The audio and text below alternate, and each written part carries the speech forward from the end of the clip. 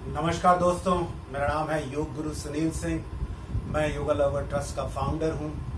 आज मैं आपको बताऊंगा योग में पद्मासन कैसे किया जाता है, क्या क्या लाभ होते हैं, क्या क्या सावधानियां होती हैं और पद्मासन योग में कितना महत्वपूर्ण आसन है। सबसे पहले आपको सावधानियां जाननी होंगी। जिन लोगों को भी नी में पेन हो या किसी भी प्रकार का गठिया हो, वो लोग पद्मासन का अभ्यास नहीं करेंगे। पद्मासन धीरे धीरे इसको हमें अभ्यास करना होता है।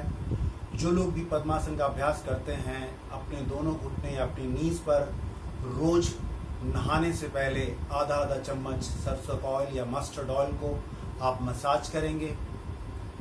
ये तो आपको सावधानियां रखनी है। पद्मासन के क्या क्या लाभ होते हैं। पद्मासन करते वक्त हमारा शरीर जो होता है स्टडी हो जाता है, हमारा जो मन होता है वो स्टिल हो जाता है। पद्मासन ध्यान करने में सबसे उत्तम आसन माना जाता है। जितने भी हमारे गुरुओं ने अपने जीवन में मोक्ष की प्राप्ति की या परमपिता परमेश्वर को जाना, उन सभी लोगों ने ये ज्ञान पद्मासन के माध्यम से उठाया। पद्मासन योग में जो लोग भी ध्यान की अवस्था में आगे बढ़ना चाहते हैं, उनको पद्मासन आना बहुत जरूरी है। पद्मासन में जो हमारे मूलाधार चक्र में जो कुंडलनी रहती है वो मूव करती है, पहले पेरिनियम में, फिर धीरे धीरे सहस्त्रार चक्र में। पद्मासन से जब हम अभ्यास करते हैं तो पद्मासन से हमारा पूरा शरीर स्टिल हो जाता है।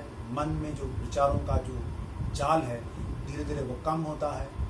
पद्मासन प्रैक्टिकली हमारी लोअर बैक के लिए, जिनको शाइटिका की प्रॉब्लम है, उनके लिए बहुत लाभप्रद होता है। पद्मासन जिनको काफ मसल्स में निरंतर पेन रहता है, उनके लिए बहुत लाभप्रद होता है। हमारे थाइस के लिए बहुत अच्छा होता है, हमारे हिप जॉइंट्स के लिए बहुत अच्छा होता है, हमारे बटक्स के लिए बहुत अच्छा होता है। ये तो इसके लाभ हैं और सावधानियां। अब पद्मासन हमें कैसे इसका अभ्यास करना है, कैसे धीरे धीरे हमें पद्मासन का अभ्यास करते हुए संपूर्ण पद्मासन लगाना है, उसके लिए मैं आपको बताता हूं। जो साधक भी पद्मासन का अभ्यास करना चाहते हैं, सबसे पहले वो क्या करेंगे, दंडासन में आ जाएंगे और अपने लेफ्ट लेग को अपनी राइट थाई के ऊपर रखते हुए कम से कम 50 बार इस तरह से धीरे धीरे ऊपर नीचे करेंगे। उसके बाद फिर दूसरे पैर को लाकर फिर वो इसको भी ऊपर नीचे करेंगे 50 बार। उसके बाद जब धीरे धीरे आप अभ्यस्त हो जाते हैं इस तरह से करते हुए, इस तरह से करते करते आपको कम से कम 1 सप्ताह निरंतर अभ्यास करना है। और उसके बाद जब आप पद्मासन जिस दिन लगाएंगे उस दिन जरा ध्यान से समझिएगा। हमने पहला बायां पैर, जो हमारा कंफर्टेबल जो पैर हो, उस बाएं पैर को मोड़कर हम अपनी नाभि के पास लगाएंगे और कोशिश करेंगे जो हमारा घुटना है वो जमीन को स्पर्श करेगा। उसके बाद जो दूसरा हमारा पैर होगा, हम उसको धीरे धीरे बॉडी के नजदीक लेकर आएंगे और हाथों के सहारे जहां तक हम कंफर्टेबली रख सकते हैं वहां तक रखेंगे।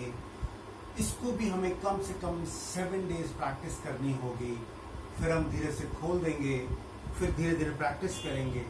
ऐसे करने के बाद जब आप अभ्यस्त हो जाते हैं, उसके बाद आप पद्मासन करने के लिए क्या करेंगे, सबसे पहला जो आपका बायां पैर होगा या जो पैर आपका कंफर्टेबल हो, उस पैर को हम अपनी नाभि के पास लेकर आने की कोशिश करेंगे और जो हमारा दूसरा पैर होगा उसको हम उठाकर प्रैक्टिस कर उसको भी नाभि के पास ले आएंगे। एक बात आपको ध्यान रखनी होगी कि जो दोनों हमारे घुटने हैं वो जमीन को स्पर्श करेंगे। जब भी हम पद्मासन का अभ्यास करते हैं, हमारे दोनों हाथ या तो ज्ञान मुद्रा में होते हैं या चांद मुद्रा में होते हैं।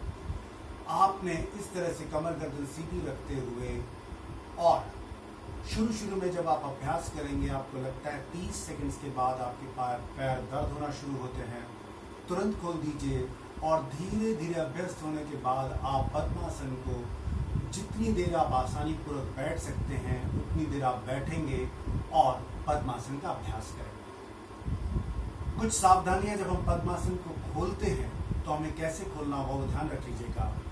सबसे पहले हम हाथों की जो मुद्रा होती है उसको खोलेंगे, फिर हाथों का सहारा लेकर धीरे धीरे अपने पैर को खोलेंगे वहां से। और जब आप पद्मासन समाप्त करते हैं, जो सबसे इम्पोर्टेंट बात है, ध्यान रखिएगा, दोनों पैरों को आप शेक कर लीजिएगा। तो जब आप दोनों पैरों को शेक कर लेंगे तो ब्लड का जो सर्कुलेशन था हमारे पैरों में रुक गया था, वो धीरे धीरे नॉर्मल हो जाएगा। और पद्मासन को बिना वार्म अप करे आप अभ्यास नहीं करेंगे। और ये बात आपको जरूर ध्यान रखनी होगी, जैसा मैंने आपको बोला है, इसको धीरे धीरे प्रैक्टिस करेंगे, क्योंकि पद्मासन हालांकि देखने में बहुत आसान लगता है, लेकिन थोड़ा सा एक मुश्किल योग का आसन है। अगले प्रोग्राम में किसी और विषय के बारे में बताएंगे। तब तक के लिए धन्यवाद। नमस्कार।